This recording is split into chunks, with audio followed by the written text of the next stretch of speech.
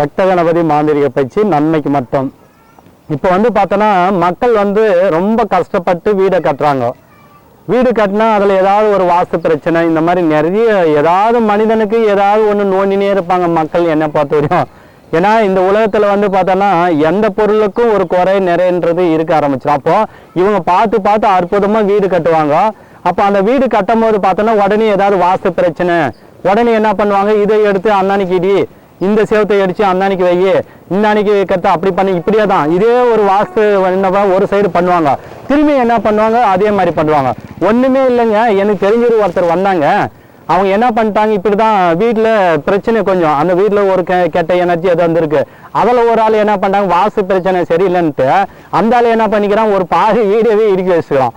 பாதி வீடு இடிக்க வச்சு திரும்பி அவங்க பாதி என்னாச்சு, ஒரு பாதி அது ஒரு கொஞ்சம் அந்த இதெல்லாம் எடுக்கிற வரைக்கும் ஒரு 10 லட்ச ரூபா 5 லட்ச ரூபா செலவாகி போச்சு. அப்போ என்னாச்சு, இதிலே கடங்கார ஆகிட்டாங்க.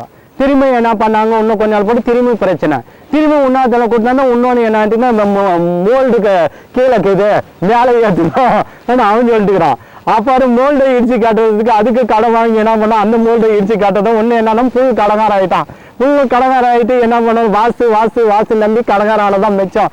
நான் என்னன்றேன், வீடு கட்டிட்டேன் முடிஞ்சு போச்சு, அது நல்லதா கேட்டதா விடு, அவ்வளோதான் முடிஞ்சு. வாஸ்துன்னு ஃபஸ்ட்டு போட்டு கட்டிட்டுங்க, அதோட சரி. திரும்பி தயவுசெய்து சொல்கிறேன், கட்டணம் இடிக்கிற வேலையை வச்சுக்கூடாது யாருமே. என்னன்றனா அந்த காலத்தில் என்ன பண்ணாங்க, அந்த காலத்தில் வாஸ்து பார்த்தா வீடு கட்டினாங்க. ஒன்றும் இல்லைங்க. இப்போ சிட்டிங்களில் போகிறாங்க, சிட்டியில் இப்போ பஸ் ஸ்டாண்டுங்களில் பெரிய பெரிய சிட்டிலாம் பார்த்தோன்னா வாஸ்பரி இந்த சைடு இருக்கும், இந்த சைடு இருக்கும், 4 மூலையும் இருக்கும், எல்லா சைடும் இருக்கும். ஏன் அந்த கடையில் வியாபாரம் இல்லையா, அந்த இடத்துல பணம் கொட்டலையா, கொட்டுதா இல்லையா, ஏன் அந்த இடத்துல எங்கே வாஸ்து போச்சு, வாஸ்து அங்கே வேலை செய்யல. அப்போ நீங்கள் வாஸ்தை வந்து தயவுசெய்து சொல்கிறேன் 100% நம்பாதுங்க. ஒரு 25% கண்டிப்பாக நீங்கள் வந்து எதுக்குன்னா இந்த இடத்துக்கோசம் அடிமட்டம் கீழே மட்டும் வாஸ்தை பாருங்கள், புரியுதுங்களா? ஒரு முறை பார்த்துட்டா போதும் வாஸ்தை. திரும்பி தயவுசெய்து சொல்கிறேன் பார்க்காதுங்க. திரும்பி உங்களுக்கு பணம் பிரச்சனை கஷ்டம் இருக்குது, வீட்டில் நிம்மதி இல்லை, அது இல்லைன்ட்டு நீங்கள் உடனே போயிட்டு என்ன பண்ணுறாங்கன்னா வாஸ்து தேட ஆரம்பிங்க. அப்படிலாம் தயவு சொல்கிறேன், வாஸ்துன்றது ஒரு முறை பார்த்தா போதும். திரும்பவும் வாஸ்தை பற்றி தேட தேவையில்லை. அதே மாதிரி வீட்டை நீங்கள் பார்த்து அவ்வளோ அழகாக ரசித்து கட்டிடுறாங்க. தயவு சொல்கிறேன், இன்னொருத்தர் சொல்கிறாங்க, அவங்க சொல்கிறாங்க, இவங்க சொல்கிறாங்க, பாத்ரூம் அங்கே வை இங்கே வை எங்கன்னா வைன்னு சொல்லுவாங்க. அதெல்லாம் தயவு சொல்கிறேன், மறந்துடுங்க. என்னை பொறுத்தவரைக்கும் மறந்துடுங்க. சிட்டியில் இப்போ இன்னைக்கு கோடி கணக்கு சொத்துக்குது, அங்கெல்லாம் போயிட்டு வருமானம் பெரிய பெரிய பிஸ்னஸ் நடத்தி எல்லாம் தான் பண்ணினுக்கிறாங்க. ஏன் அங்கெல்லாம் வியாபாரம் இல்லையா, அந்த இடத்துல மகிழ்ச்சி இல்லையா? அப்படிலாம் கிடையாது. மன நிம்மதி இருந்தால் போதும், எல்லா இடத்துலையும் இது இருக்கலாம், புரியுதுங்களா? அதே மாதிரி வீட்டில் ஒரு இடத்துல வந்து கஷ்டம் வருதுன்னா அந்த வீட்டில் ஏதோ பிரச்சனை இருக்குது, ஒன்று கெட்டது இருக்கணும், இல்லை அந்த இடத்துல வசித்தன்மை இருக்காது. எல்லாம் என்ன பண்ணுறாங்கன்னா இப்போ பூமி மண் என்ன பண்ணுறாங்கன்னா, இந்த மண் என்ன பண்ணுறாங்கன்னு நிறைய பேர் இப்போ மண் இந்த வீட்டில் இருப்பாங்க.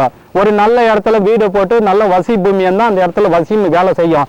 ரணகல பூமியாக இருக்கும். இப்போ ரணகல பூமி என்ன பண்ணுறாங்கன்னா அந்த இடத்துல பூமி இப்போ அந்த காலத்தில் போர் கூட பார்த்தோன்னா உடனே முடிவு வரல. அப்போ என்ன பண்ணாங்க, போர் முடிவு வராததுனால வேறு இடத்துல ரணகாலத்தில் அந்த போரை வச்சோம்னா அங்கே சண்டை வந்து போர் முடின்ட்டு எப்படி தீர்மானிச்சாங்க, ரத்த காவல் வந்து டக்குனு இதாகும். அதே மாதிரி என்ன பண்ணுறாங்க, நீங்கள் ஏதோ ஒரு மண்ணை கட்டணும் அந்த இடத்துல போடும்போது அந்த இடம் என்னன்னா ரணகலமாக மாறிடுது. அந்த இடத்துல நீங்கள் வீடு கட்டும் போது என்ன ஆகுதுன்னா வீட்டில் பிரச்சனை வந்துடும், அந்த இடத்துல பணம் பிரச்சனை கஷ்டம், வீட்டில் நிம்மதி இருக்காது, கெட்ட சக்தி இதெல்லாம் வந்துடும். இதுக்கெல்லாம் காரணம் என்ன, மண். நீங்கள் மண்ணை ஃபஸ்ட்டு என்ன பண்ணணும், ஒரு வீடு கட்டுங்கன்னா மண் தரத்தை பார்க்கணும், வசியம் இருக்கா. என்ன பண்ணுறது, நீங்கள் போனவொடனே குறியை கேட்கறது இல்லை, குறியை கேட்டு ஏதோ ஒன்று கேட்டுட்டு வந்து வீடை கட்டுறது, இல்லை கட்டி ஜாதகம் கட்டுக்கு போகிறது, இல்லை வாசுக்கார கட்ட போயிட்டு வீடை கட்டிடுறோம். ஆனால் அப்படியெல்லாம் இருக்கக்கூடாது. ஃபஸ்ட்டு நீங்கள் என்ன பண்ணுறேன்னா மண்ணை செக் பண்ணணும். மண் நீங்கள் கட்ட இடத்துல வசியம் இருக்கான்னு பாருங்கள். தயவுசெய்து சொல்கிறேன், மண்ணை மட்டும் யார் ஒருவர் வந்து கரெக்டாக கணிச்சு அந்த மண்ணை வசியம் கரெக்டாக இருக்கான்னு பார்த்துட்டு அந்த வீடு இடத்துல வீடு கட்டினாங்கன்னா வாஸ்து பிரச்சனையும் இருக்காது, தெய்வங்களும் அந்த ஊரில் நிரந்தரம் இருக்கும். அதை விட்டு போட்டு தேவையில்லாமல் போகிறது, சும்மா லட்சக்கணக்கு கோடிக்கணக்கு செலவு பண்ணுறது, அப்புறம் விற்கிறது கடங்காராய். இதெல்லாம் எதுக்கு, நான் என்னன்ற முன்னாடியே ஒரு இடம் பார்க்கும்போது ஒரு நல்ல ஒரு மண் பரிசோதனை, மண் வந்து பார்த்தோன்னா பூமியை செக் பண்ணணும். பூமி வந்து நம்ம வீடு கட்டும் போது இது வசி இருக்கா அந்த மண், இல்லை ரணகலமா, சரி அப்படி வசி இருந்தால் வீடு கட்டிக்கோ. ரணகலமா தான் என்ன பண்ணுவோம்னா அதுக்கு தான் இப்போ ஏகப்பட்ட மூலிகை. இப்போ என்ன பண்ணுறோம், இப்போ கூட நான் என்ன சொன்னேன், பவித்திரமான மூலிகை மகாவில்வம், இந்த மாதிரி வன்னி வேப்பா, இந்த மாதிரி நிறைய மூலிகைகள், தெய்வ சம்பந்தப்பட்ட ஏகப்பட்ட மூலிகைகள், பொருள்கள், தாந்திரிகம் சம்பந்தப்பட்ட அத்தனை பொருள்கள் இருக்கு. அதெல்லாம் நீங்க எடுத்துட்டு வாங்க. எடுத்துட்டு வந்து ஒரு மண் சட்டியில போட்டு அந்த உபாசன மந்திரங்களை ஊறி வச்சு அது உள்ள 4 மணி வச்சிருங்க. வச்சுட்டு அந்த இடத்துல நல்ல இந்த பஞ்சகோமியம், லட்சுமி சம்பந்தப்பட்ட சங்கு, வலம்புரி சங்கு, இடம்புரி சங்கு, சாலிகிரம் இதெல்லாம் எடுத்துட்டு வந்து அதை உள்ள வச்சுட்டு அழகா அந்த வீட்டுல நான் என்னன்றேன் இதெல்லாம் பண்ணிட்டு பாருங்க கண்டிப்பா. ஆனா மனிதன் என்ன பண்றான்னா இன்னொரு விஷயம், ஓவரவா ஆடம்பரமா செலவு பண்ணுவான். ஆனா ஒரு நல்ல ஒரு மந்திரம் நேர்மையா இருப்பான். அவன் சொன்னா இவ்வளவு ஆகும் செலவாகும், இதை முன்ன வீட்டுக்கு முன்ன இதை பொதினா கண்டிப்பா பொதிக்கவே மாட்டான். சரி இந்த மண்ணை பரிசோதிக்கணும் இவ்வளவு கூடனாலும் செய்ய மாட்டான். ஆனா சின்ன செலவை இதை பண்ண மாட்டாங்க. ஆனா முடிஞ்ச பின்னாடி ஊட்ட அடிப்பாங்க, அதுக்கு செலவு பண்ணுவாங்க, இதுக்கு செலவு பண்ணுவாங்க. ஆனா மனிதனுக்கு கொடுத்து உதவும் மக்களும் அந்த மாதிரி தப்பு பண்ணாங்க. என்னை பொறுத்தவரையும் வாஸ்துன்றது தயவுசெய்து சொல்றேன் முழுமையை ஏத்துக்காதுங்க. ஒரு 25% நம்புங்க, 75% தேவையில்லை. அப்படி உங்களுக்கு வாஸ்து பிரச்சனை கோளாறு இருக்கு, வீடு கட்டிட்டேன் என்ன பண்றது ஐயான்னு கேட்டா ஒண்ணும் கிடையாது. சோத்து கத்தாலே கொஞ்சம் சிவப்பு சோத்து கத்தால லைட்டா இருக்கும், அது பாருங்க. இல்ல சாதா சோத்துக்கலை இதை நீங்க என்ன பண்றீங்கன்னா பௌர்ணமி நாள்ல அழகா சாப நிவர்த்தி பண்ணலாம் கூட பரவாயில்ல, புடிங்கிட்டு அழகா மஞ்சள் குங்குமம் பூசிட்டு வாஸ்பதியில கட்டிட்டீங்கன்னா கண்டிப்பா அந்த இடத்துல வாஸ்து பிரச்சனையே இருக்காது. அதே மாதிரி நம்ம என்ன பண்றோம்னா ஒரு வீட்டுல வாஸ்து பிரச்சனை இருக்குன்னா ஒரு விநாயகர் கண்டிஸ்ட் விநாயகர், சின்னதா ஒரு விநாயகர், வீட்டுக்கு முன்ன கணபதி படம் போடுங்க, இல்ல கிருஷ்ணர் படம், இதெல்லாம் போட்டீங்கன்னா கண்டிப்பா அந்த வாஸ்து பிரச்சனையை நீங்க கடவுளுக்கு மிஞ்சின என்ன சக்தி இருக்கு அதெல்லாம் ஒண்ணுமே கிடையாது. அந்த காலத்துல எல்லாம் யாருமே வாஸ்து பார்க்கல, ஜாதகம் பார்க்கல, என்னமே பண்ணாத, கல்யாணம் பண்ணாங்க, வீடு கட்டினாங்க. இப்பதான் எல்லாத்துக்கும் உருவாயிடுச்சு. அதனால தெய்வம் சொல்றேன் பழமையான காலத்தை நம்புங்க. இப்ப இருக்கிற கலி உலகத்தை நம்பாதங்க, அதிகமா நம்பாதங்க. தெய்வம் சொல்ற ஓரளவுக்கு நம்புங்க. அந்த விஷயத்தை பிடிச்சி கரெக்டா வீட்டு வாஸ்தை நீங்க கரெக்டா பாருங்க. அந்த வீட்டுல தெய்வம் நல்ல ஒரு வீட்டுல பிரச்சனைனாவே நீங்க அந்த வீட்டுல நல்ல சுபச்சு உண்டான மூலிகைகள் நல்ல அந்த வீட்டுல 4 மூலி புதைங்க. அதே மாதிரி அந்த வீட்டுல நல்ல உங்க குலதெய்வனுடைய இது வைங்க. நல்ல வீட்டுல குலதெய்வ வாசனை திரவங்கள் இதெல்லாம் போட்டாங்கன்னா கண்டிப்பா வாஸ்து பிரச்சனை இருக்காது. தயவுசெய்து சொல்றேன். அதே மாதிரி வீட்டுல வாஸ்து பிரச்சனைக்கு தயவுசெய்து வீடே இடிக்காதுங்க. வீடு இடிக்கிறதுக்கு லட்சக்கணக்கு செலவு பண்ற இந்த மூலிகைக்கு செலவு பண்ண மாட்டேன்றீங்க. நீங்க தயவுசெய்து சொல்றேன் நீங்க இனிமேல் அது உணருங்க, மாறுங்க.